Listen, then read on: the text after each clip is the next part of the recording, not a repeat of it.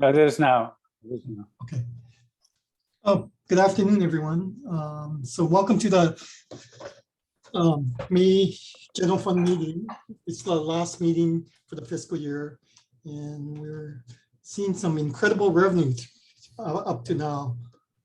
So the first item is any communications to the council? None. Okay. Does the public have any communications?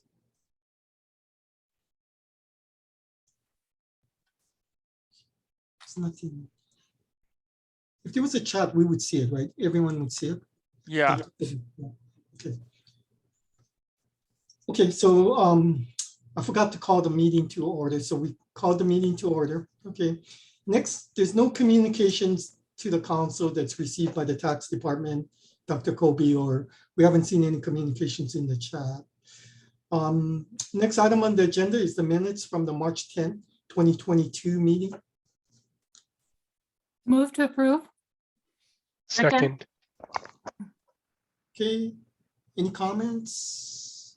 Okay, Vice Chair Newell, Yes, approve. Dr. Sideros, Yes. okay, Councilmember Maynard, Approve. Councilmember Hayashi, Approve. Councilmember Lee. Approved. Okay, so it's approved unanimously by the members of the Council of Revenue. Okay, next item on the agenda is Dr. Kobe's presentation. And by the way, thank you very much for sharing it with us ahead of time, Dr. Kobe. Okay. You're going to screen share? Yep. Yes. Okay, got it. And can you see everything okay? Yes. And you can see my mouse, just so you Yes. Okay, Yes. great. Okay, so bottom line, we are bringing in lots and lots of revenue. April was the largest collection month on record with $1.3 billion, nearly $1.4 billion. A couple of things to highlight. The GET revenue continues to be coming in pretty strongly, around 33% above the last year's levels. Most of the huge increase came from individual income tax payments, which was $110 million. So, and if you look at this, a lot of it was declared estimated taxes and payments with returns were actually lower. Slightly higher, but like most of the growth is actually coming from declared estimated taxes, not payments with returns, which is kind of interesting, right? Seth, before you go on, when you're talking about the April 2022 numbers compared to, you say they're up compared to, are you comparing to April 2021 or to March 2022? Okay, so great question. Thanks, Jack. This is cumulative, right? So this is year to date of 2022 to cumulative 2021. I will show you the individual month on over month numbers in a subsequent slide. Okay. But just one of the things. I have a question. So Yeah. the income tax, the G is really strong, but the income tax, the growth is actually not that strong if you factor in the 300 million, right, that we got in July of 2021, because that came out No, of it's low because of that. The base is low, right, for 2021. The base is higher. Yeah, So if we base is adjust, if we adjust it, Yeah, if we take out the 300 million from, or actually for individual income tax, it's 281 million, right? So this adjustment shows you what it would be if we didn't have the shift in tax dates. And so it would be up 29% on the year. wasn't it in July 2021 that we got the 281 million? Yes. So it's in the current Yes. fiscal year, No, it was in the previous fiscal year. but We're in the What was it in 2022 fiscal year. 2020. Oh, I see. You're saying it's in the fiscal year beginning July 1st, 2020. Yeah. So in order to adjust it, you actually have to take out that number. Okay, I see what you're saying. Yeah. And if you did take out that number, it would be up 29% on the year Okay. versus 15.6. And that's why it's It's lower. actually even greater than when you factor that in. Yes. And- Right. And so the GE and the individual income tax are basically showing about 30%, Yeah. Correct. both. Okay. Correct. And if you look down here, so we are up officially 32.8% on the year, but if you take into the account of the adjustment, we would be up 40.2% on the year. Right. And this is what this graph is showing.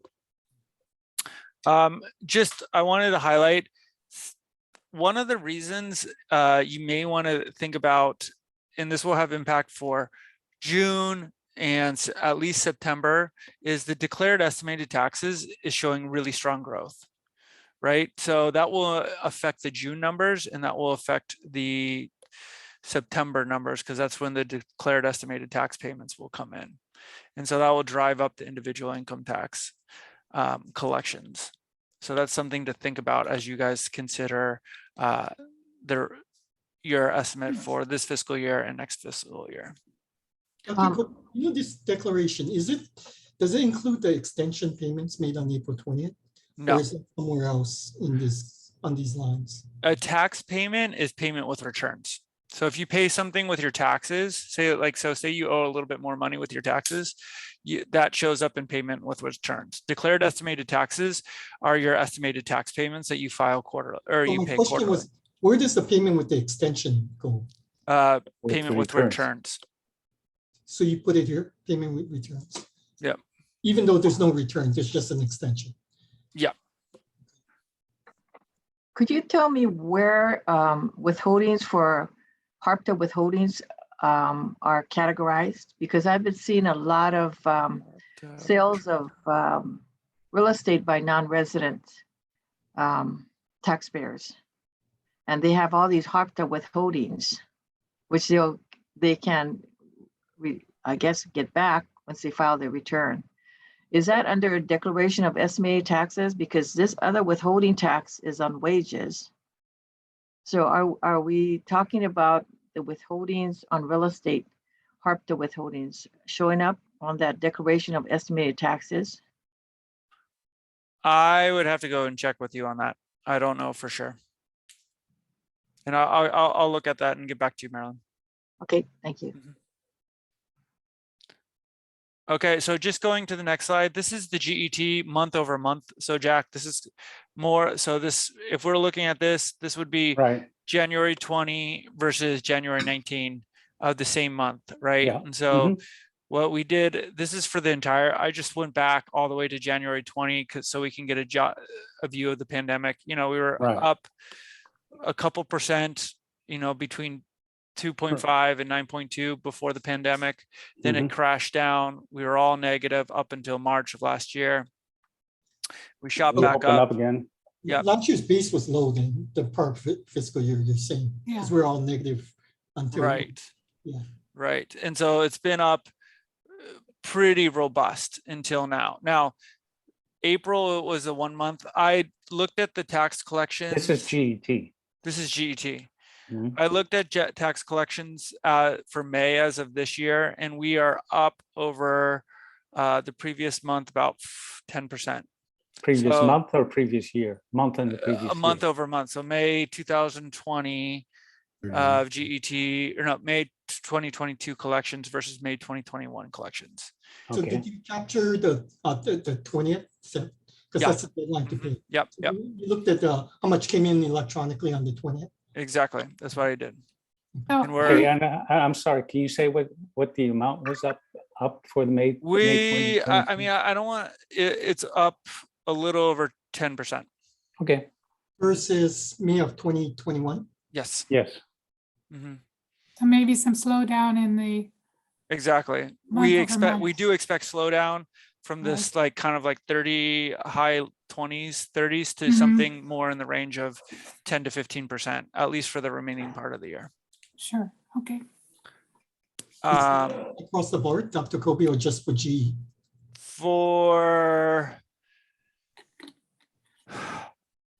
Let me get to that.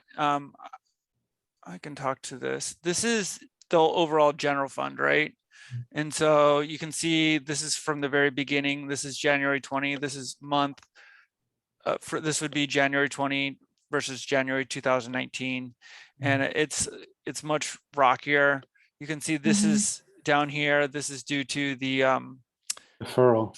deferral and tax refund Okay. because it's being compared to July 2020 when you have this huge increase over here, right? But you really should be down, down, down, and then up, up, up. It's 40, and like April was a banner year for us. It's 40.3%. I was looking at the overall general fund, and I think we're on pace for the May of 2021 or May of 2022 to be between 8 and 10% conservatively versus May of 2021. Okay, good. Okay. That will shift a little bit, but that's the range that I felt comfortable quoting. And then just to follow up, this is one of the growth rate tables. I apologize. In your original packets, we sent you the numbers for March through June of 2022. Then we sent you a follow-up email. So I apologize about this, but this is the updated table. We gave you table A, table B. I chose table B to present to you this time because it's easier to think about, you know, what you think your assumed growth rate for the remaining part of the year is. So if you assume there's going to be no growth rate and the revenues for May and June 2022, we would expect 26.4% for the year. If you expect 10%, it would be 28.3%. So just to say we're probably somewhere in this area, given what we know right now. And I do want to highlight, this is the impact of the parameters for Model 1. I do want to highlight, like, the model has actually done relatively well. So TPI growth is around 5% for this year, and we're going to have about 8.2 million visitors. So we're in this area of like the high 27s, low 28s, and that's what the model is predicting. So it's just kind of a nice accolade and the suggestion that the model does a reasonable job even during this extreme time for what we're expecting. This is your forecast for your current forecast, right? So you're predicting 21% on the year, 6% for fiscal year 2023, 4% 2024, and 3.5% for the remaining out years. So, and the rest is up to you. I did provide you, I won't, unless you guys are requesting it. I did provide you the general fund revenue calculator, so you could put in the different amounts, that Excel spreadsheet, and you can decide for yourselves. With that, so this is the solid line is the actual tax. The actual revenues. Yeah. Okay. Exactly. Left axis, right? Yes. Okay. Yes. So right now you're predicting 8.7 billion for the year. I'm pretty sure we've already passed that in terms of collections. Or no, we haven't passed that, but we're really close to that, where we are. Through April, we're at 7.7. Yeah, 7.7. Fiscal 19, right? Wasn't fiscal 19 about 71, 72 billion? Fiscal 19, let me look. Tax revenues. I think general fund was like 7.8, but tax revenues, general fund was like 7.1, 7.2. Yep. We've definitely passed. We're ahead of fiscal year 2019. It's about 1.4 billion for the month. I don't ever remember seeing a month like that in 20. It's incredible. I mean, Yeah, we knocked it. I mean, nobody knocked it out of the park, but like this is we weren't even in the same ballpark as previous years, right? By far the biggest tax collection month ever for the state of Hawaii. Yeah, when we were sitting around in March, we were looking at April last year, and that was almost $1 billion, right? That was 9.9 or something like that. Yeah. Or 99, whatever it was, 99.9. In fact, we can just. And yeah, well, anyway, and we were concerned about that April this year wouldn't be as good, because that was a lot to live up to, 992. Right. So and here, it came in at 1.4 billion. It's I mean, it's just an absolutely incredible set of numbers. Right. And so just going back to what you were saying, Kurt, fiscal year 2009 was 7.1, last year was 7.2. And then this is what we're looking at, whether, and you guys can, this is on you to decide what is the appropriate numbers here, but like, we really are, we were, as Jack pointed out, we received basically nearly $400 million more this year as compared to last year, which is, that's 40%, which is, it was totally unexpected. Yeah. Do you have any more questions for me?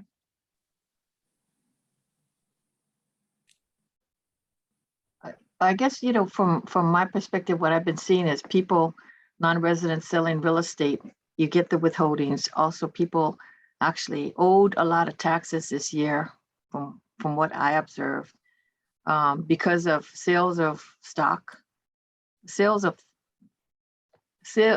real estate and sales of stock. And I think maybe because during the pandemic, there was not very much movement in real estate sales. And that may account for some of the movement in revenue, aside from tourism. Mm-hmm.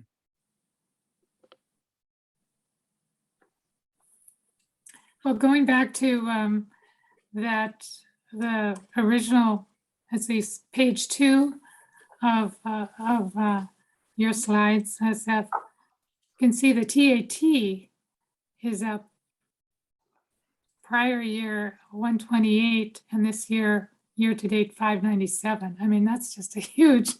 Yeah. Yeah. So that certainly is tourism related, and that's just a huge number. Yeah. That's right. And all of it, that money is going into the general fund, which in previous years, that was not the case, right? Yeah, they took the TAT from the counties, right? Yeah. They did, and they reduced the amount of allocations towards the tourism fund and the the tourism special fund. So they reduced a lot of special fund allocations as well. So they increased general fund by not having money go to the counties, and also not having as much money go to the tourism fund. That's right. So Seth, with regard to the amount in the GE line, then does that include the county surcharge or does not include the county surcharge? Does not include the county surcharge.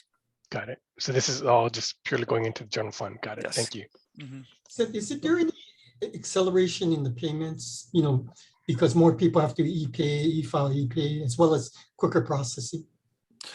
For individual income tax or for all tax generally, types? Is there any significant increases, significant advances because of, more people having to e-pay, e-file, e-pay, as well as with the new computer system and more efficient processing under Dr. Choi?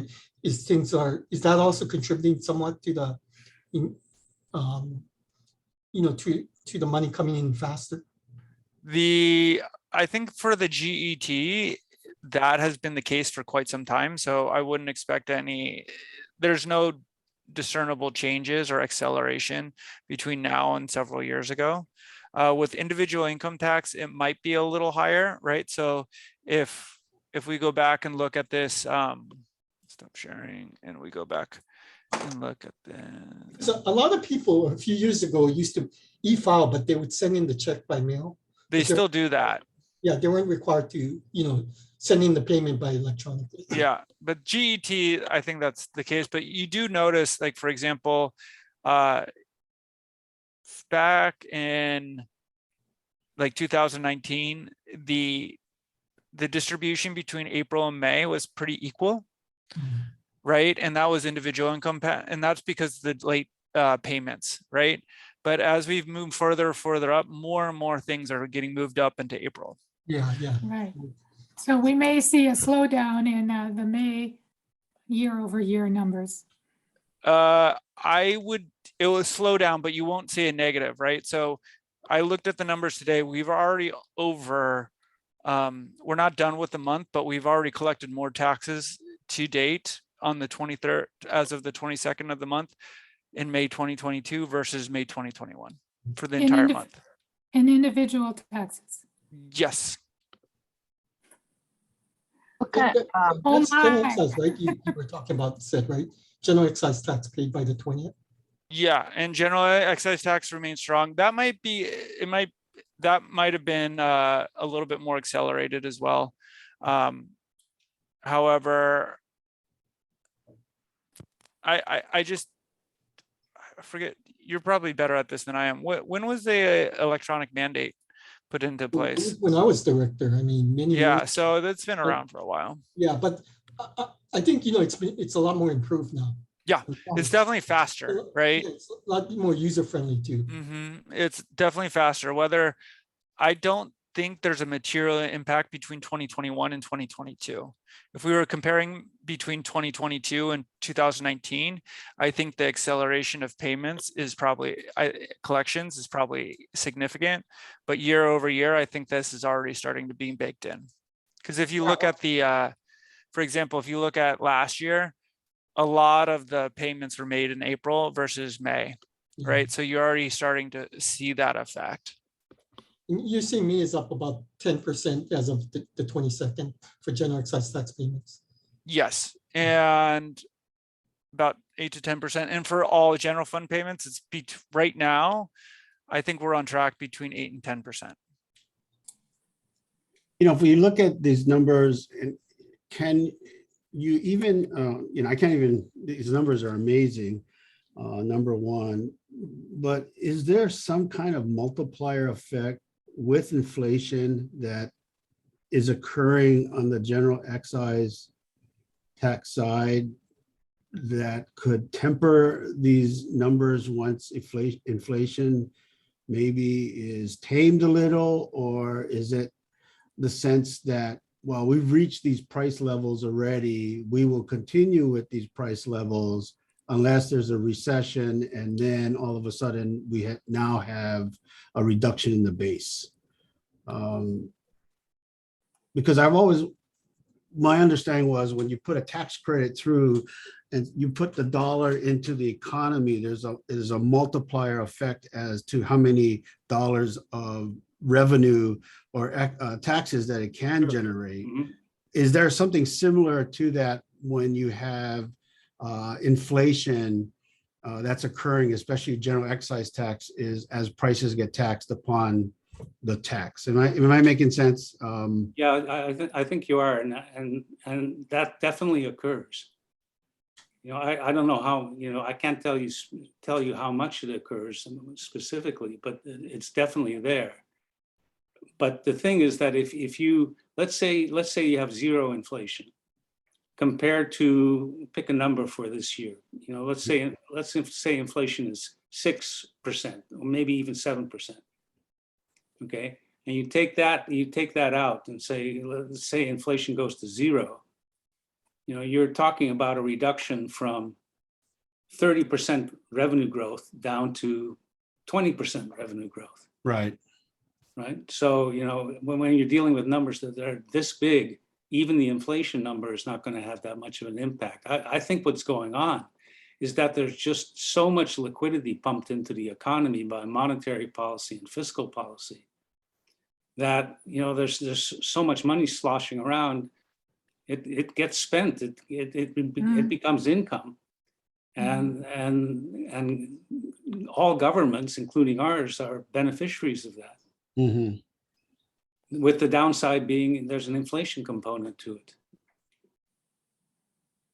Now, what seems amazing for Hawaii is that tourism obviously is the driver, and absolutely people want to come here because it's, one, safer than most places, especially if you have to go, when you talk about COVID and all of those things that are involved. And we haven't really even turned the pipe on to the foreign travelers yet. Exactly. And Yeah. it's when you start trying to put that in your head, it's just how can we deal with that kind of capacity in a way that we can maintain a quality product, if you will.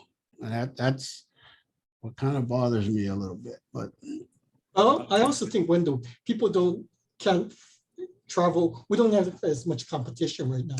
Yeah, yeah, it's taken away. And that's why, we got this very ripe environment for us for tourism. And I've just seen it in the past. We get kind of cocky with it and they start raising the prices skyward. And then all of a sudden we do it to ourselves again. And then we become too expensive for most people. And then tourism does this dip and then everybody starts panicking again. But that's just supply and demand, I guess. Yeah. Seth, can you put up the last slide on your slideshow, which has the chart of the growth rates and the amount of revenues, if you wouldn't mind? Because I have a question for you and for the rest of the council. Your second, very last one. Okay, so what we're seeing in terms of the green line, what we're seeing is basically a shift up in revenues from around between 7 and 8 billion to around 9 billion or so. And my question to you is 2022 going to be a spike, or is it going to be a shift up? Right now, it's a shift up because we have positive growth rates for 23, 24, and so forth. But what's your sense? What's the council's sense on whether or not this could be a spike, and that in fact we could be coming down again in 2023? I mean, there's a bit of a downward move because the numbers are just so darn big. Yeah. Yeah, and Jack, I share your concern about that because, as you say, all this fiscal stimulus is not being repeated necessarily. So there was some 2 trillion excess in savings that came out of all the pandemic spending, and people will start spending that down. And what I'm concerned about is, will there be something that replaces that, or will we, as you say, will it be a spike and then a downturn from there? That certainly is a fear, and I think Carl sent out something. There's certainly more of a concern about potential inflation, the cure being a recession in the future. So I think that is something we need to consider. I don't know how to put that into dollars, Jack. That's my problem. But yeah. I certainly think that's a very real risk right now, that the Fed in their fight to tame inflation will actually send the economy into a recession. And then, that's the hard landing. Right. It'd be very hard to have a soft landing. I think they did it once, but maybe, yeah. So it's very hard to bring inflation down without putting the economy into a recession. When that will happen and how that will affect our revenues, that's a real big question. But certainly all this money that's been sloshing around, as you put it, if they aren't replacing it, it's going to get spent. And I think we're going to have a hard time maintaining a high level. Hey, Jack, just how I've been thinking about things is I'm starting to think about the Hawaii economy in 3 phases or 3 segments. One is the basically local spending, right? Mm-hmm. So that's what we're all doing right now. You can argue whether the excess savings will be spent over the year or if it's already dried up. You can do that. Then there's the domestic visitors, right? They're already coming. And then there's the foreign visitor segment, right? And so all of those 3 are probably operating in slightly different timelines with different constraints. And by separating out those 3, I've found it helpful to thinking about like that affects my forecast, right? Mm-hmm. Because at least with even the domestic visitors, most people who are planning to come to Hawaii plan to come to Hawaii a year out. Right. And so I wouldn't expect huge kind of freeze in tourism spending, even from the domestic side in, like, say, July or August. What, if anything, it's going to happen in May of next year or the spring of next year, because that's when people are really starting to plan their vacations. And the foreign visitors are a completely different market segment as well. You know, I guess I've been looking at, you know, the money supply was pretty loose, and there's a lot of decrease in production of goods and services. I mean, I just look here, we're limited here by labor. You know, people cannot find employees for their businesses, and because of that, they're cutting down the hours of service. Hotels are cutting back on the number of rooms that they have, and so prices are going up quite a bit here in Maui. I mean, some of the hotels are charging $1,200 a day for the room rates, and so the prices are pretty high here. And maybe some people made reservations back when and got lower prices, but there is still that sense that with the increased electricity costs, energy costs on the mainland, and the cost of food, that a lot of people are going to be limited in their spending, you know, the amount that they have available to spend. I mean, just here on Maui, 20%, Maui Electric raised their rates 20%. So all of these inflationary type things are going to be passed on to all the businesses. And so everybody's going to be paying more. I mean, And that's going to contribute to our tax collections. Well, everything is going to go up. It's going to contribute because we're going to have higher, more GET. Yeah.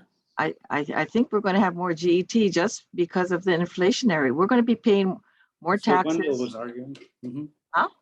That's what Wendell was arguing about. Yeah, I agree with Wendell, because not only that, then the employees are going to say, well, I should get a raise, you know, and so everybody's, you know, all the costs for everything are going to go up. And I think that what we're going to see is more tax revenues, but not due to economic growth, but mainly inflationary pressures.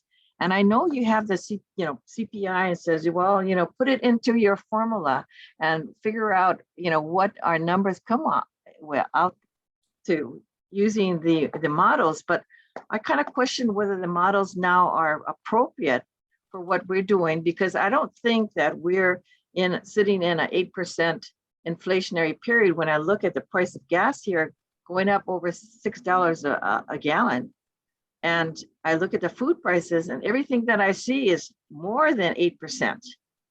You know, and so you have this numbers that we're using, CPI, and it's for increase in prices for a basket of goods. But maybe that inflationary figure that we're using is not really appropriate for what we're doing.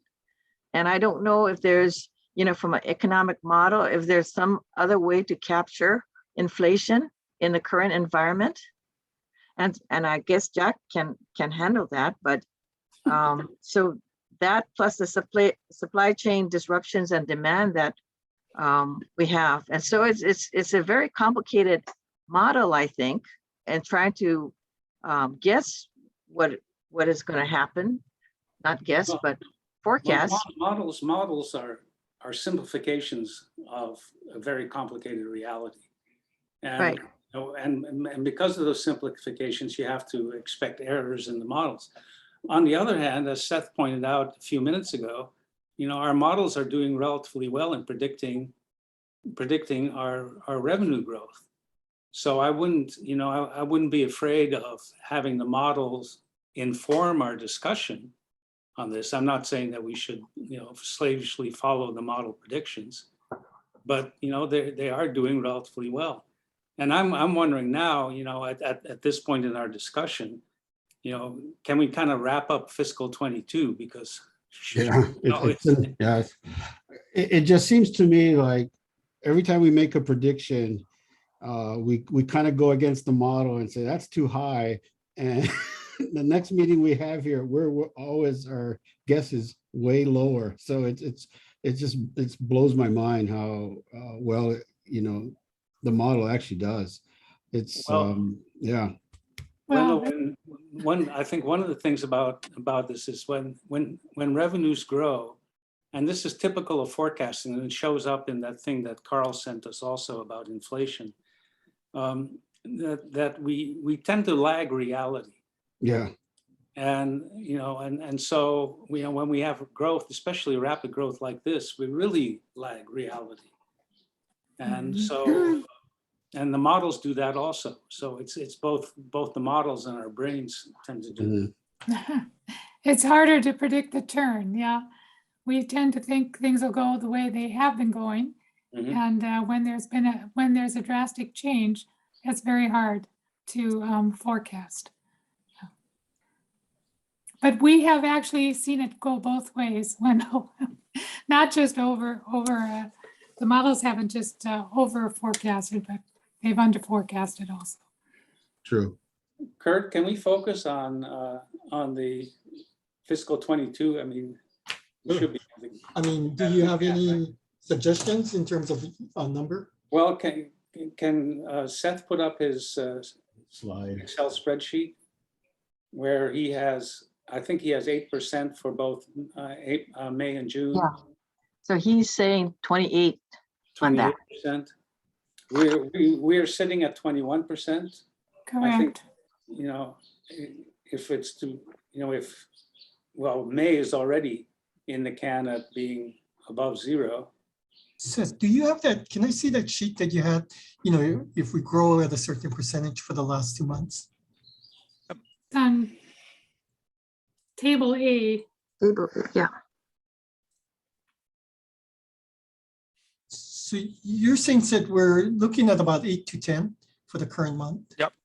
We're probably, and that's conservative. May is going to be small, but because of the declared estimated tax payments, it's possible that June will be over 10%. Right. But I think that's a conservative, like if conservative between 8 and 10% gets you in these two between 27.5 and 28.3. So we're at 21%, right, currently for the fiscal year. That's your forecast. Yes. Yeah. Well, Would anybody object if I move 28%? Yeah. For fiscal 22? that's fine with me. Yeah, I'm okay with that too, Jack. Okay. Oh, now I'm worried. Any further discussion? We're all getting like, we're always under it. Let's just go for it. Okay, everyone's ready for the vote? Okay. Was there a second? I'll second it. Oh, second, yeah, I'm sorry. So Christie seconded. Vice Chair Nguyen, the vote is on 28% growth rate for the current fiscal year 2022. Vice Chair Nguyen, Yes. Dr. Siderall, Yes. Councilmember Maynard, Yes. Councilmember Hayashi, Yes. Councilmember Lee. Yes. Okay, so the vote carries unanimously for 28% for the current fiscal year, which is. Is that a record? I don't ever remember the council projecting 28%. I don't remember it either. Almost 20 years, you know. Seth, could you, what is the dollar impact of that? Of that 7%? Sure. Of the 7%. Oh, Yeah. it's like $600 million. It's a lot. So 7%, because we went 7% times 72 million, right? Roughly. The ledge will be happy. Half a billion. So we increased the base by $500 million. Yeah, $500 million, $507 million. Yeah. It's just incredible. So the base would go from 7.2 billion times 1.28, right? So the base now would be 9.2 billion. Correct. So that's a huge number. Here you can, I'll show you the visualization. So you can see this is your forecast that you had from don't ignore this, please, but this is the March forecast. And this is, Mhm. if you put in the forecast now, that'd be 28%. So that's the difference. And this is the difference.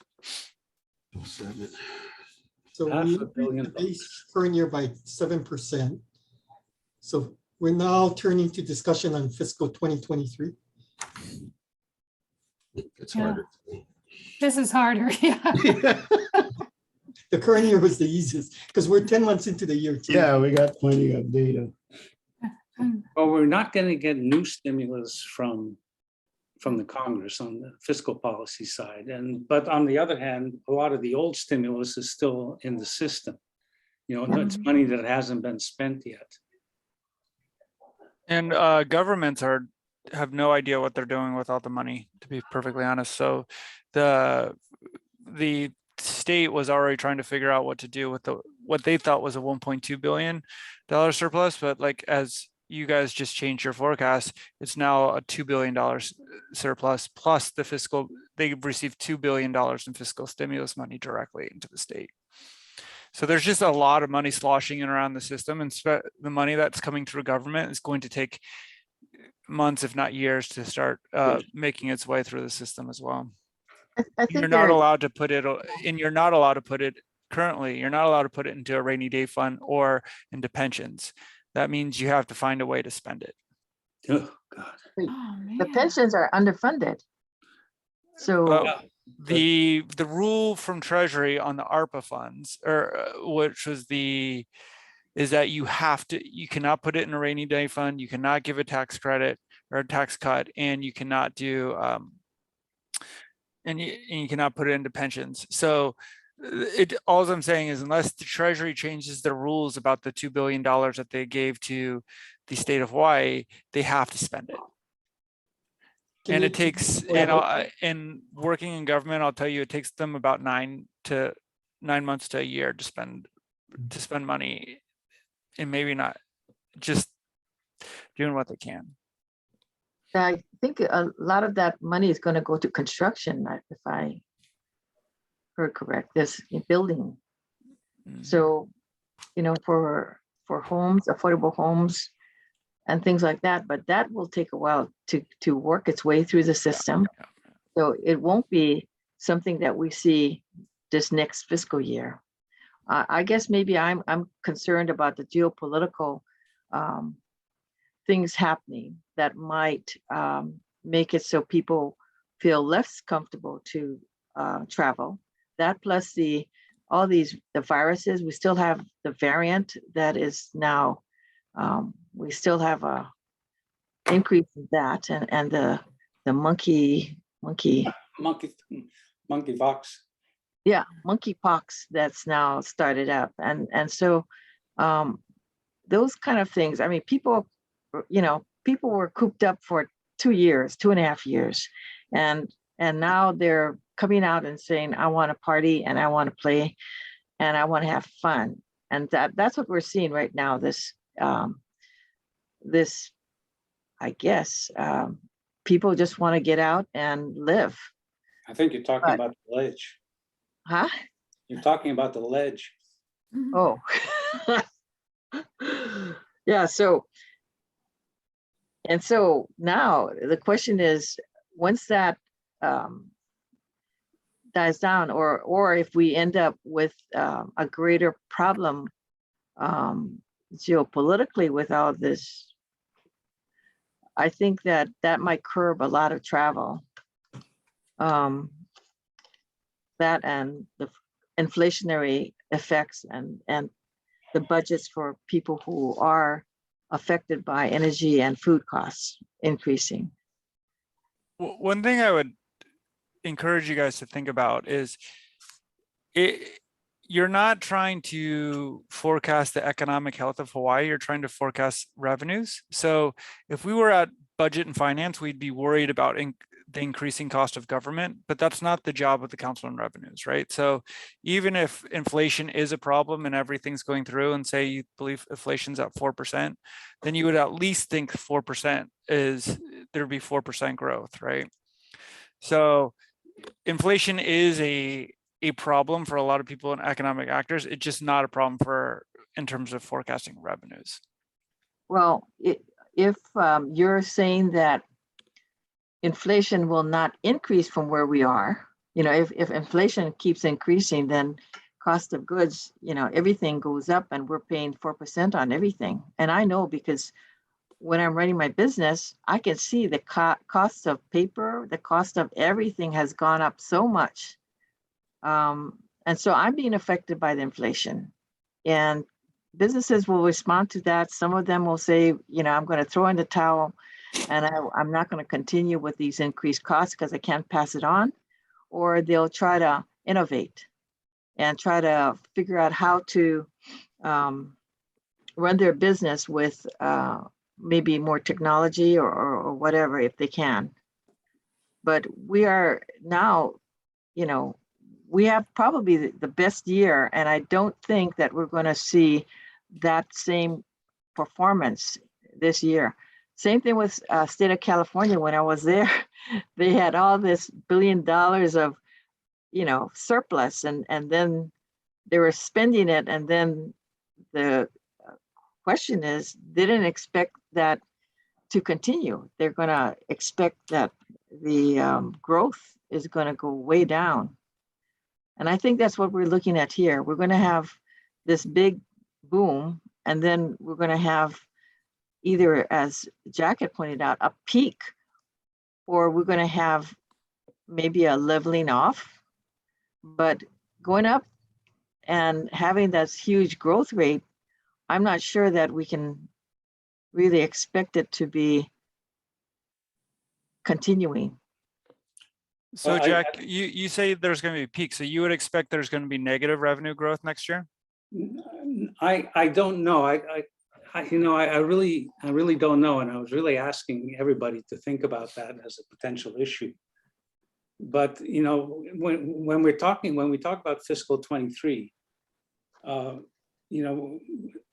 no more fiscal policy injection, even though the old fiscal policy is still working its way through the snake, as it were.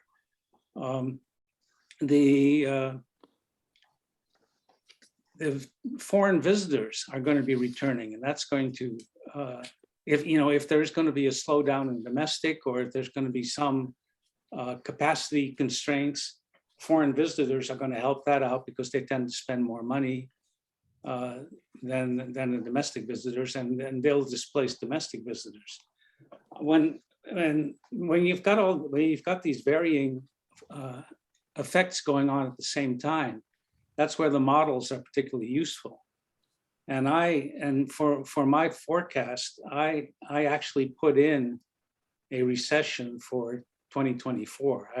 I've got zero real growth in state US GDP in 2024, just because I wanted to see, particularly I wanted to see what my forecast would do. My forecast using the models is 27% for fiscal 22, 10.4% for fiscal 23, and 4.6% for fiscal 24. So I'm still, even with my assumptions, I'm still coming in at positive, and 10%, which is a pretty robust positive. So Jack, you had 27 for the current year and 7% for fiscal 2023. Yeah, I had 27% for fiscal 22, 10.4% for fiscal 23, using model 1, and 4.6% for fiscal 24. Jack, what do you think is going on with the US GDP? It kind of declined, right? So far this year, about 1.4%. Yeah, and so I think you've got all sorts of problems going on, including weather patterns and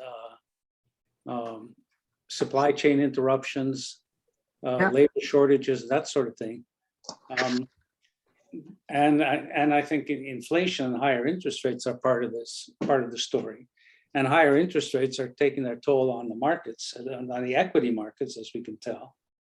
So, and more people are talking about recession And keeping in mind that, forecasters on national level are like us, we, tend to be behind the curve.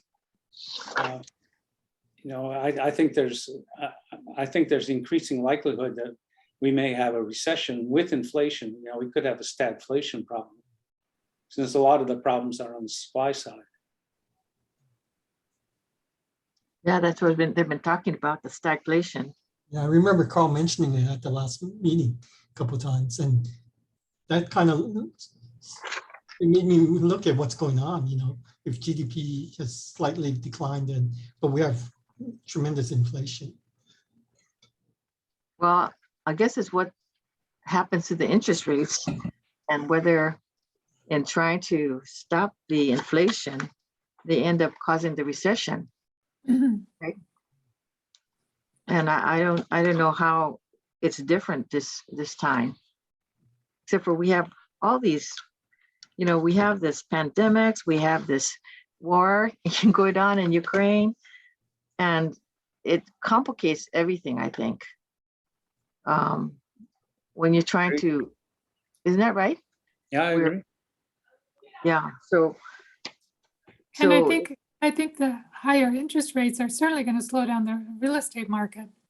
And it already is happening in some places of the country, where the affordability of housing has gotten even worse, because what you could afford when interest rates were at 3% is different than what you can afford at 5% or 5.5%. So it hasn't hit us yet, but it has hit certain areas of, let's say, California. So we are that, and real estate is such a huge part of our GDP. It really does impact things. So I think very definitely we're going to have a slowdown. And yeah, it's just, how do you come to that number of what it's going to be? And yeah, the other issue is, when does the slowdown occur? Does it occur in fiscal Correct, yeah. 23 or fiscal 24 or fiscal 25? Right. Yeah.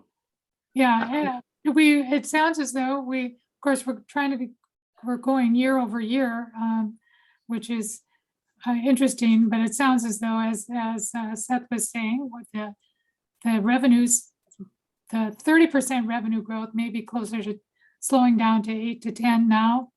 And perhaps from these record levels, it's going to be hard to continue growing at according to our such high rates. Certainly. According to our input on the models, our forecasts based on our inputs to the model are ranging from 5.7 to 16.5 with a mean of 9.8, according to the summary. Right. Model 1. Steve, can I ask a question? So, from real estate perspective, I would agree that the interest rates are going to have a huge impact on affordability. But I'm just wondering, from a supply side, whether or not that'll be offsetting such that people will still be willing to pay it. The reason why I'm thinking about it is, with the Red Hill water crisis, the developers, a lot of them have already got notices that they may not get permits to continue construction. So some of that, inventory may not be available in the near future. It may get pushed out a little bit. So to the extent some of those, the inventory drops, or, available inventory drops, I guess to me, it would seem that there's still going to be a demand for it, and people may just be stuck paying more for it.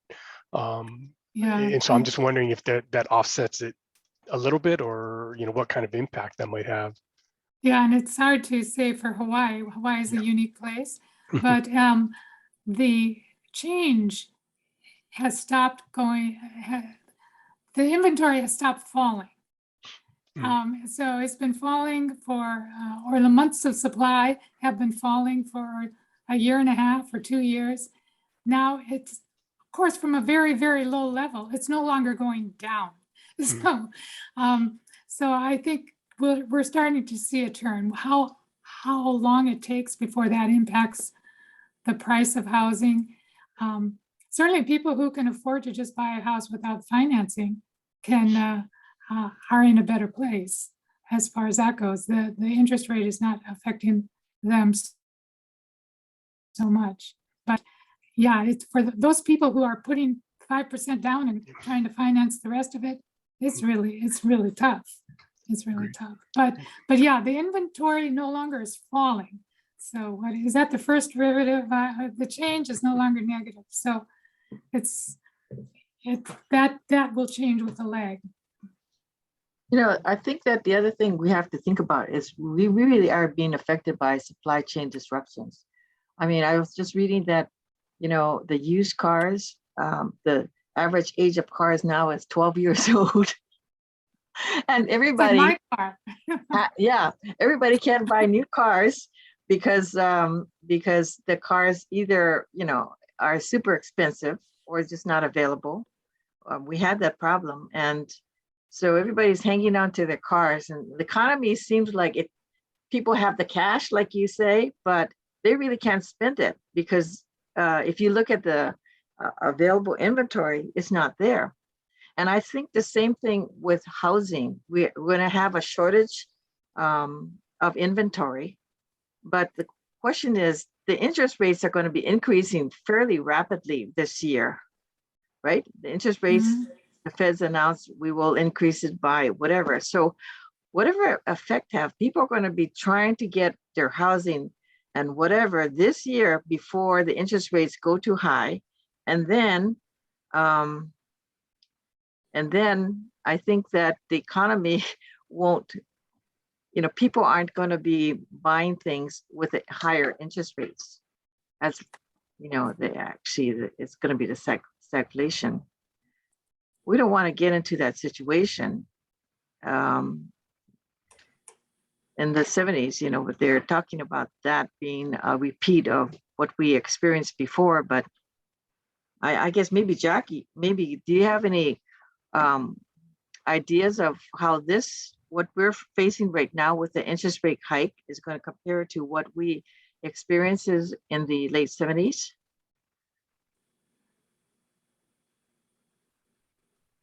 The stagflation. Yeah, hang on, sorry, I had muted myself.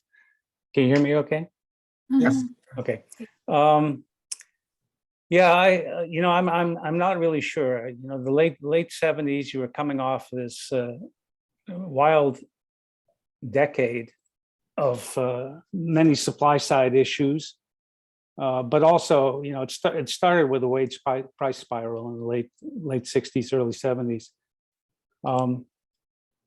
and inflation really got out of hand, and interest rates did have to go up quite a bit.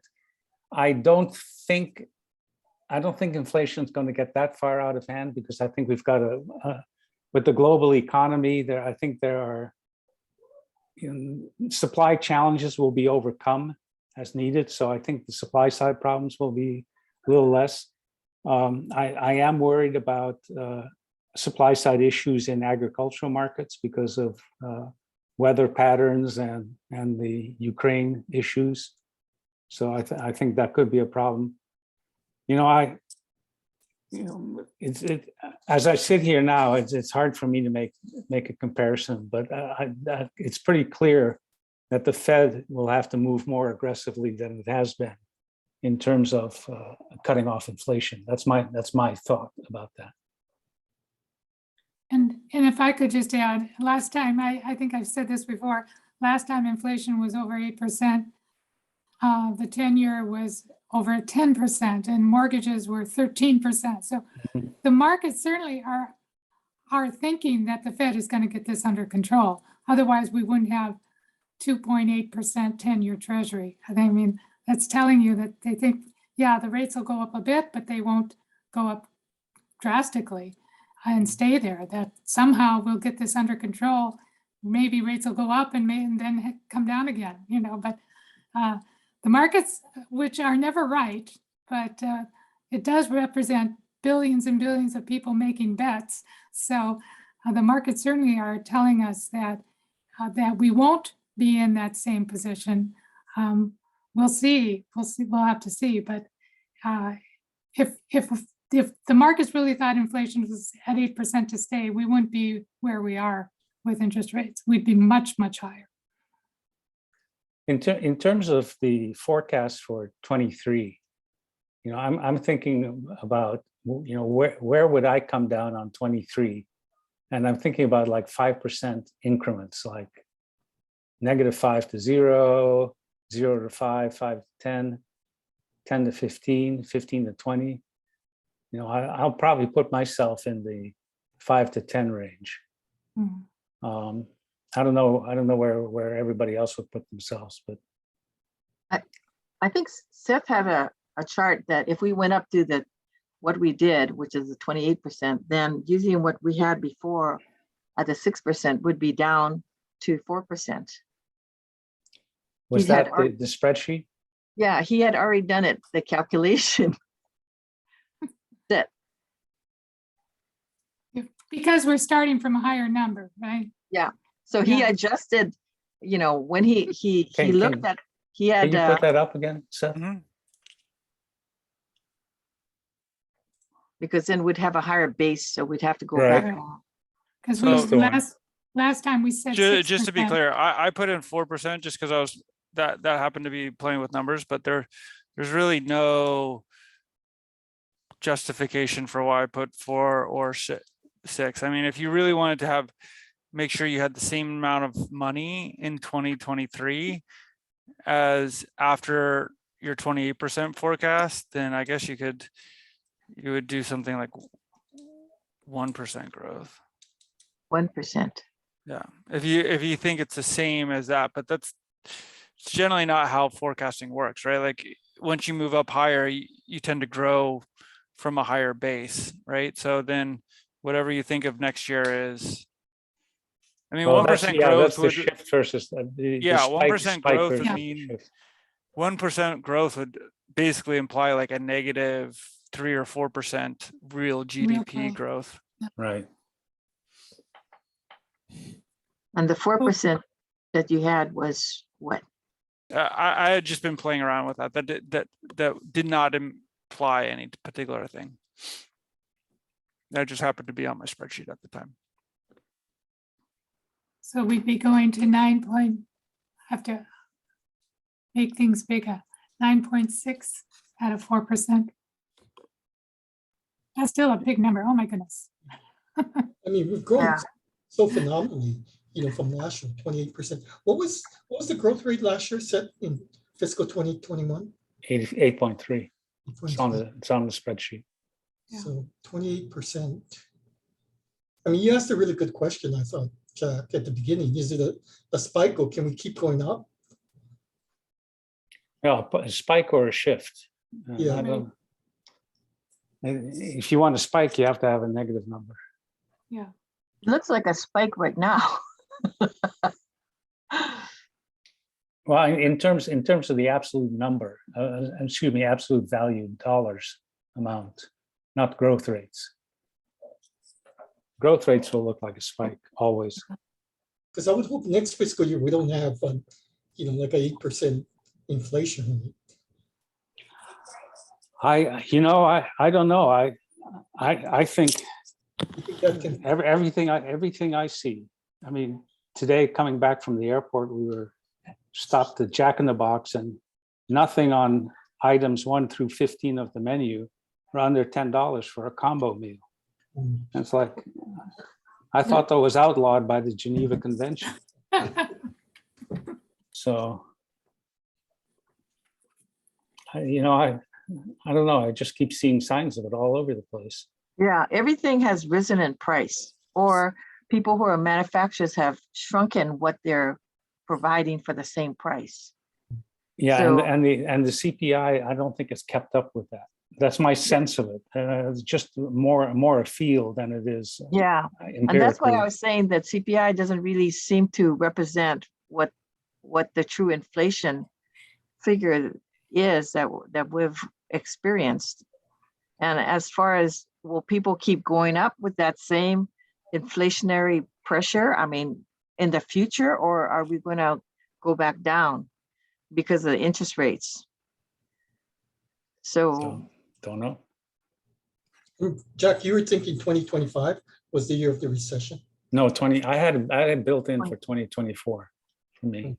Okay. But even with those numbers, which is basically 0% real national GDP, I come in at 4.6% for 2024. So that, I mean, by when I come in, I mean my model the model 1 comes in at 4.6%.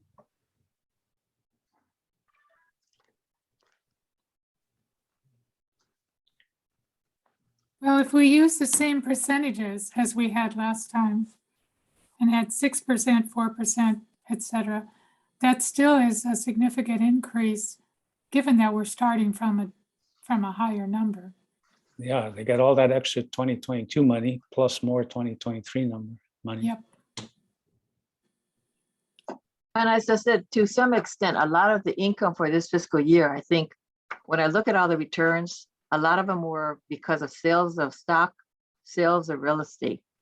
And so they're paying a lot of taxes, just quite a bit of our returns. And this is very unusual because usually we have enough estimated taxes to cover, but there were a lot of people, you know, selling things, you know, maybe they waited 2 years and now all of a sudden they decided to sell and also sell stock because they thought stock was pretty high. And if that's the case and the stock market has almost gone down to bear territory, we're not going to see maybe big gains like we saw this past fiscal year. So what are you coming in at in terms of a forecast? Well, we were at the 6, but adjusted up. I'm trying to figure out what we'll you know, get, I guess. Well, It's only 7 points up on the base year for the current fiscal year. So Seth, if we changed it to 6%, what would be the dollar amount? So you're doing all the math for us. 9.8 billion. Oh, man. What? 9.8 billion. But I mean, you have to remember, like, that's not all good news for the government, right? Because the government has just agreed to a bunch of pay raises, and it's not, I don't think that represents, and that may not even represent a net gain for the Hawaii government. If their costs are going up by more than 6%, then they're going to have less Right. money, less purchasing power, I would say. Yeah. So what have the contracts been? I haven't been following it. They're different for different bargaining units, but Right. there's some of the more generous bargaining agreements to date, because they put everything on hold during the recession, and now they're catch-up time. they're between like 3 and 5%, 3 and 6%. Well, that's, I mean, Per if year. you know, if inflation's running at 6 to 8%, Yeah. the workers don't feel better off. Yeah, but it still represents an increase for Sure. the government costs. Right. But that, I don't know if that comes into play into our forecast. It certainly does make it harder to manage everything, but Well, to some extent, there is an interplay because you know, this money gets pushed into the economy through wages, public sector wages, and taxes are collected on that and on that spending. So a bit of a ripple effect. a bit.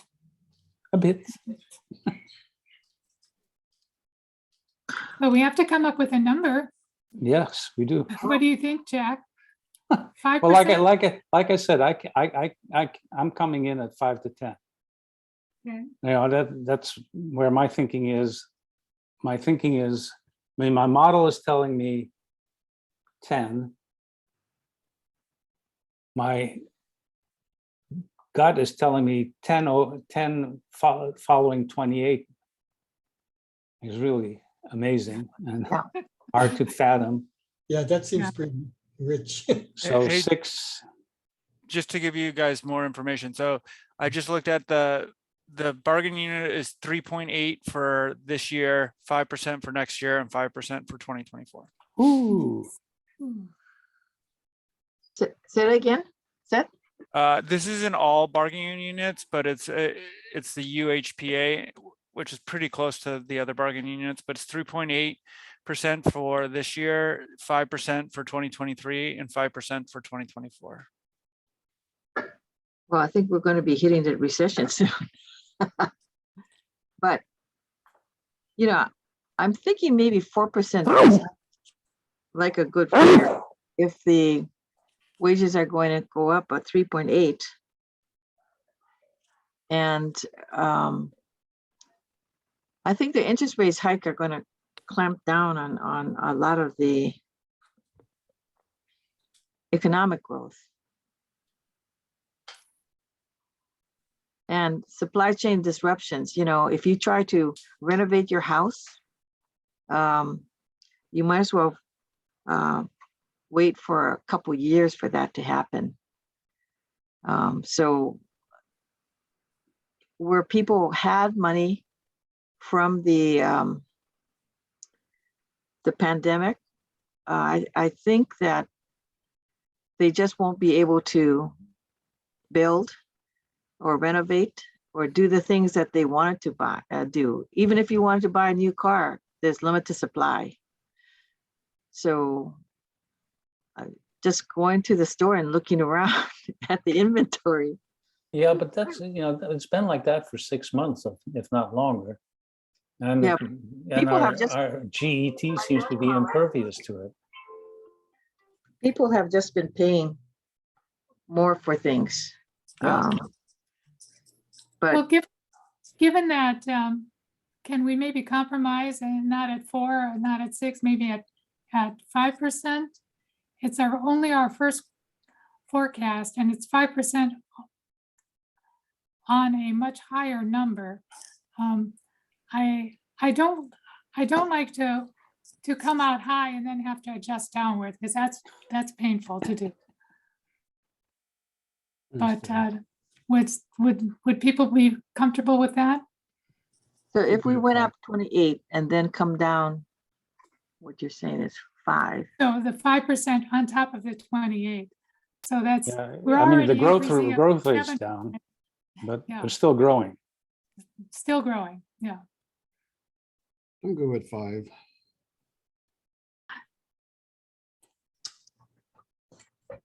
Councilmember Hayashi, what do you think about that 5%?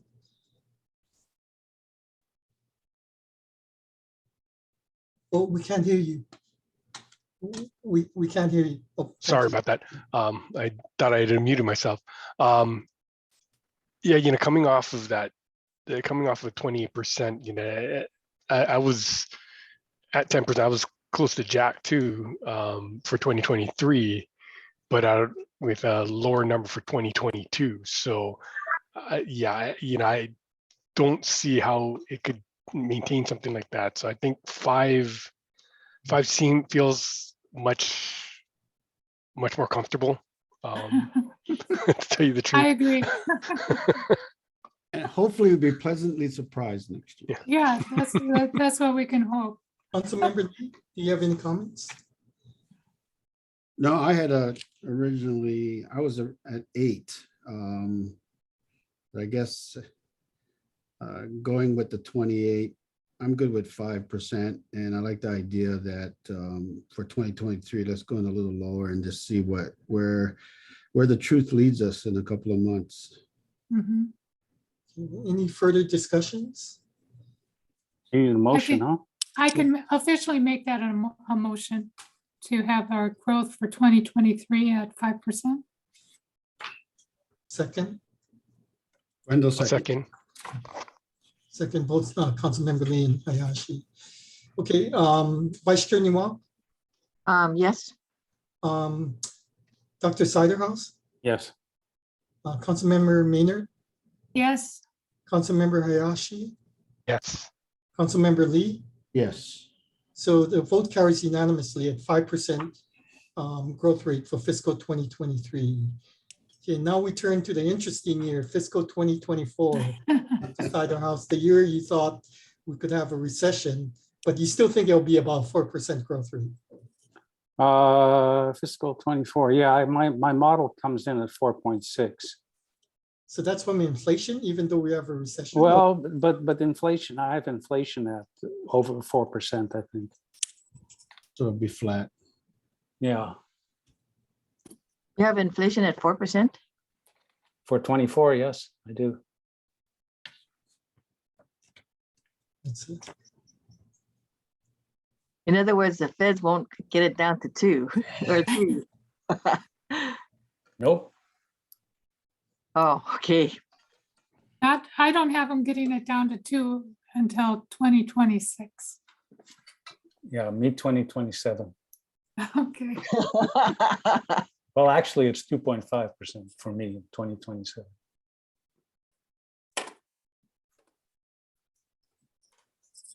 So do we have to make a 24 one separately?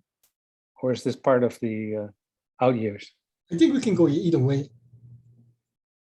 What does the agenda say? There's out years 2024 through 2020. Yeah, Aren't we obligated to stay with the agenda? yeah, 2024 to 2028. You guys, if you wanted to change that out, you guys just vote to add an additional agenda item. And since the additional agenda item doesn't substantially change the content of this meeting, you guys are more than welcome to do that. But we had before 4%, then 3.5% for the rest of the years. We could take it year by year, but I think that the other thing that's going to be impacting the forecast in the future is that they have had a lot of tax bills go through.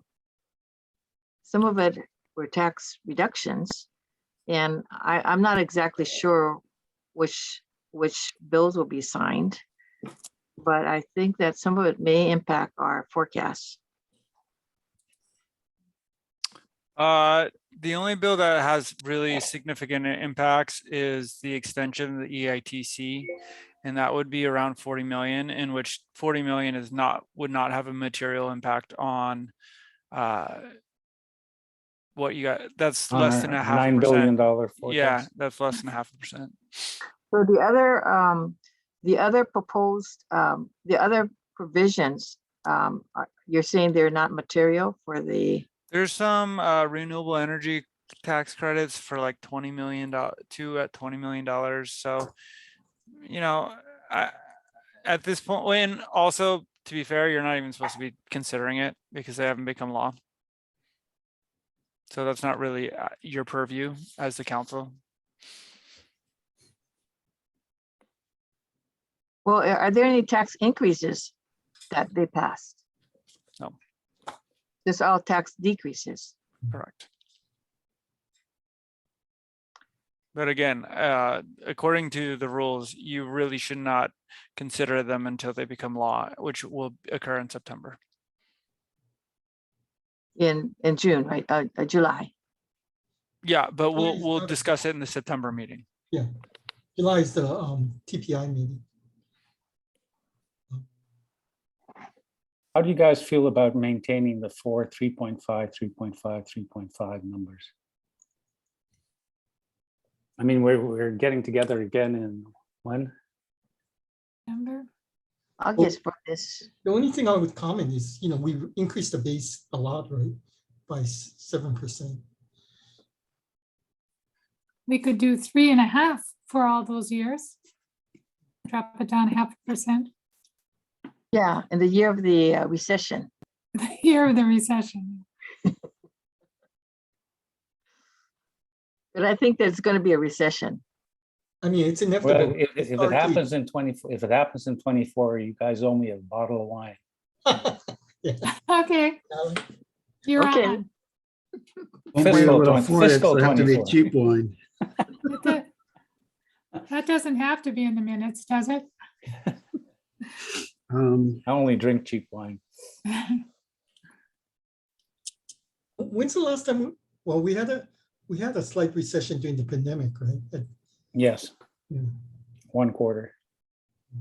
Yeah, so if you see 2020, we were down 6.3%, yeah, Yeah. for revenues. Yeah, So it does happen. Well, nobody is forecasting, none of the major economists are forecasting an economic downturn that is on par with the implications of the shutdown that occurred in 2020, right? So I wouldn't use that as a base of your model, right? But historically, you always have a recession. It never keeps going up. Historically, you always have a recession. But the question is when? 2024. 2024. Jack has the answer. Yeah, yeah. It's a mild Okay, recession. I 2024. think, like what you're saying, Jack, inflation still hitting us, that it's yeah, actually. yeah, and then that's one reason why, in terms of my model, I'm coming in at 4.6% in spite of having a national recession in Mhm. fiscal 2024. And that's one of the lower numbers. But if it's not a mild recession, then we'd be hard pressed to hit the 4. Well, one way to look at it is that, let's say you've got a 50-50 chance of a recession. Yeah. And if it's a recession, let's say general fund comes in at 0. But on the other hand, if there's not a recession, general funds may come in at, 8 or something like that, or 7. And you take the average of those two and you come in at 3.5%, 4%. I think there's going to be a recession. From what I've been reading, more people 2024. now are believing that there will be one. Well, should we say 3.5 for all of those out years? And the recession could happen in any of them. Yeah. Yeah, Christy, I agree. Going down to 3.5 would probably be better. I mean, maybe it might go negative, but for now we can just do something like that and then see what happens see what happens with the economy in the next few months Mhm. when they're Hayashi, Councilmember Hayashi, what are your thoughts? I'd agree. I think that makes sense. I mean, looking at it, at 3.5%, I mean, for the general fund level would be just north of 10 billion. So it's still a pretty sizable increase from 2023, but I think 3.5 for all the years and kind of punting it out a little bit and waiting to see what happens. Yeah. Councilmember Lee, what do you think? I was thinking of looking at 2024 in isolation and then doing something out of the remaining years. But no matter what I would choose, it wouldn't be that different from going 3.5. So I can go with that, and we'll see what happens in the next quarter or so. Well, I think there's a high chance that we'll be having the same kind of discussion the next time we meet. It's getting harder and harder. Yep. I mean, the additional information is not going to be that large. Mhm. Maybe the war will be over. Oh, God. Any motion? Chrissy, so move for a 3.5 from fiscal year 2024 to fiscal year 2027 Oh, 28. 28. or 28, excuse me. I'll second that. Any further discussion? Okay. Vice Chair Newell, Yes, Dr. Saidon, Yes. Councilmember Maynard, Yes. Councilmember Hayashi, Yes. Councilmember Lee. Yes. The vote carries unanimously. The council is estimating 3.5% growth rate for fiscal 24 to fiscal 28. Okay. Budget and Finance, Dominic, Donovan, sorry, Mr. Chan. Good afternoon, Chair and council members. My name is Donovan Chun, and I'm with the Department of Budget and Finance. We have provided you with our report of revised projections of general fund non-tax revenues, non-general fund tax and non-tax revenues that changed since the March 10th meeting. The revenues estimates were prepared by departments in April and were based on point-in-time assumptions made by programs and department staff. Our report includes a summary of significant changes. There's only one I kind of want to mention. That is on table 5A, which is other than special fund non-tax revenues. I'm going to short Mr. Chen. Oh, thanks. We have it, right? Yeah, we Yes. have it. Just also so we can look at it. Table 5A. And basically it's just under non-revenue receipts. The net increases in fiscal years 22 through 28. The changes primarily reflect the revised projections of the annual required contributions for state and county post-employment benefits. And that's based on the updated actuarial report dated July 1st, 2021. Those are So pretty sizable increases, right? Yeah. Yeah. Well, what happened was too, during the pandemic, they suspended the annual required contributions, and then they reinstated it, but it was a catch up. So they're going back to the actuarial report numbers. Okay. So that's for basically for out year projections of the liability for employee benefits, basically for out year costs of retirees and people like you, Jack. Yeah. Donovan, why are those receipts? So what happens is those funds come from the state and the county and get paid into the EUTF. So there is an actual transfer of cash into their system, and they hold those and accumulate those reserves for out year costs. There was a shortfall, unfunded liability, and so we're trying to get back on track. So Okay. their actuarial will project out what those shortfalls are. And I'm not exactly sure what the timeline is at this point as to getting fully funded in the out years. I could check on that for you. Hey, Donovan. Yes. Earlier, we talked about the federal government and their grants and aid to the state of Hawaii, and that we can't use the money for pensions and rainy day funds. How do we reassure the feds that this is not their money at work? I beg your pardon? How do we reassure the feds, or how do we demonstrate to the feds? I'm just curious, how do we demonstrate to the feds that this is money that's not federal funds money?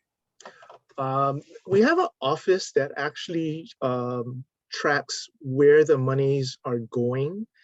And even like in this situation, the legislature did not choose to add any additional funds to the emergency budget reserve fund.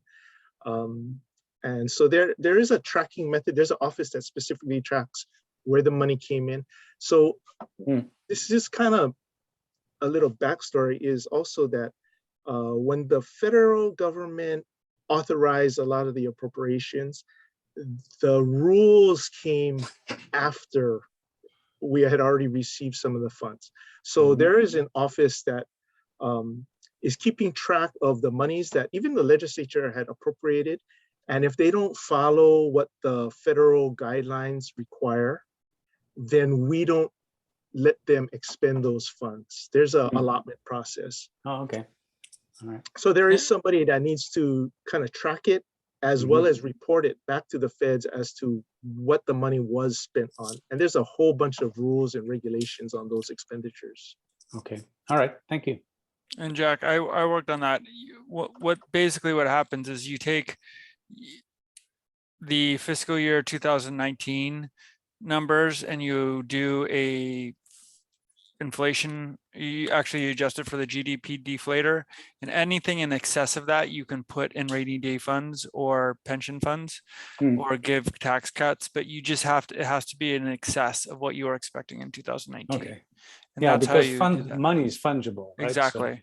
Right. So they just say that any additional tax revenue that you got from economic growth can be used for those things.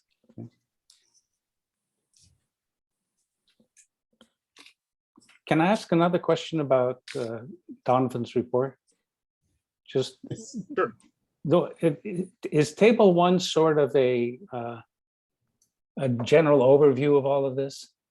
Yes, so that's a consolidated table, Mhm. and it looks at all of the funds that we're reporting, not tax revenues though. Right, right, And we're consolidating all of those. right. So if you look at the bottom line, then fiscal 2021 was 16.4 billion, right? And fiscal 22 is 12.7 billion. So what we're seeing there is, and I assume that fiscal 20 would be much smaller than 16.4 billion. So what we're seeing there is a lot of federal money that comes in 21 and 22, It and then could things be return to normal. that is part of it, but these also include beyond federal funds. It's special funds, Okay, program revenues through operations. but in terms of the change, from 16 to 12, for example, that's largely due to feds going from 5.5 to 1.8. I would think. Yes, Federal COVID funds, that sort of thing. yes, Okay, all right, the bulk of it anyway. okay. All right, thank you. That's that peak you were talking about, Jack. Yeah, I think so.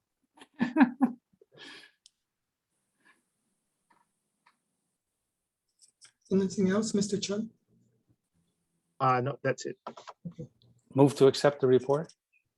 Second, Okay, vote to approve BNF's report. Vice Chair Newell, Yes, Dr. Siderhouse, Aye. Vice Councilmember Maynard, yes, Councilmember Hayashi, Yes. Councilmember Lee. Yes, Okay, it's unanimously approved. So that concludes the last item on the agenda, except for scheduling the next meeting. So the next meeting, Dr. Kobe, is for TPI, right? Personal income. And when Correct. when's the report date? Is it August 1st or August 5th. August 5th? Can we meet that first week on the 1st or 2nd, or does that give you, is that not enough time? That's enough time. August 1 is Monday, August 2 is Tuesday. Does everyone prefer Monday or Tuesday? Tuesday for me. Tuesday would be better for me. Okay. So how's August 2nd at 2 p.m.? Yep. Okay. August 2nd, 2 o'clock. looks good. You know, I always thought it would be good to have like some kind of Oh, workshop, you know, for the TPI, because I think, I know, Jack, you know it really well, and Dr. Bonham also knows it really well, but I don't know it well enough. but I know that Dr. Tian and Dr. Tudak Pham have volunteered to kind of, Okay. I think, I don't know, I mean, what do the other members feel like? I think it would be helpful for a lot of the members to have I'm for know it. more about the TPI. yes, I'd like to I hear. would. Yes, I'd appreciate that. Yeah, okay. So can I work with you on that? Yeah, do you want to do it during that meeting or do you want to do it on a different day? How long will it take? I'm thinking maybe a couple hours, maybe like a longer lunch. Or... I bet you could do it in an hour, hour and a half. Yeah, max. I think 2 hours is probably, Much long. more than you need. It's not that hard. Not too hard for you, but for the rest of us, it's like, it's Greek, you know? Yeah. yeah, but we've think I- already talked about some of these things. Yeah, lot. I think the other thing I was concerned about is that 1 year we missed it by quite a bit, right? Because we didn't know something was going to get classified a certain way. And just so Yeah, I and then they understand, always revise. yeah, and just so I understand, you want us to explain how the TPI models work, or do you want us to explain what TPI is? I think both. Maybe both. Just kind of understand, you know, what goes into it and then how it works. And Mhm. well, also, you know, I mean, it's good to know who uses it too. Who are the users? Well, the TPI is used by everybody, right? The model is used by, we produce it exclusively for you. Yeah. Right. And you know, I'm happy. The question is, how is TPI generated is slightly different than how is our TPI forecasted model, right? I think we would like to know more about the nuts and bolts of the TPI. You Yeah. know, what's in it? What are the Okay. categories? How is it measured? Mm. How frequently is it measured? Why do updates need to happen? And You know, who's the why do user? they change things? That kind of stuff. Because we have a clear picture on general fund who the users are, but I don't know if we have as clear a picture on who's using the TPI information, you know, forecasts. Happy to provide that to you. Okay, so does everyone want to do it, what, a couple weeks ahead of time, or what's the preference? That'd be great. Maybe a few weeks before the meeting. Okay, do you guys want to just put it down on the calendar right now and then we'll just do it? That's a good idea. 2 weeks before is 19 July. And this is assuming we can get the speakers. Would Thursday of that week work for you? 21 July. Yeah, 21's good. 21's good. July what? 21. July Thursday. 21 at 2. Would you prefer at lunch or afternoon? What does everyone prefer? Clerk, when- Afternoon. Like afternoon at 2 o'clock? Is that? Mhm. That's fine. Okay. That is just a training session. Yes. Right. Workshop. So TPI workshop on Thursday, July 21st at 2 p.m. Is that okay? Are you guys still open to having it virtual? yeah. Yeah, I think virtual is good. Yeah. Yep. Everybody's used to it. Yeah. Don't have to find Well, parking. thank you, everyone. Yeah. Okay. I think that concludes you. our meeting, general Yeah, meeting. thank you. Okay. Thank Bye-bye. you all. You all. Thank you, everybody. Bye. Thanks, everyone. Take care. What's the reporting date for this forecast? For this forecast, it's Yeah. the 5th. Hold on. It's Is it June 1st or May? it's June 1st. Okay. Mhm. Okay. So, So we'll get you a letter tomorrow, and if you need a day, you can day or two. You can take the day or two. Ideally, we'll get all this done by the end of the week. yeah, I'd like to try to get it out if I can by Wednesday because Great. I'm traveling on Thursday, Friday. Okay, we'll get you the letter first thing tomorrow morning. Okay, sounds good. Okay. Okay, Mhm. thank you, everyone. Bye bye. Thanks, everybody. Bye. Everyone. Bye.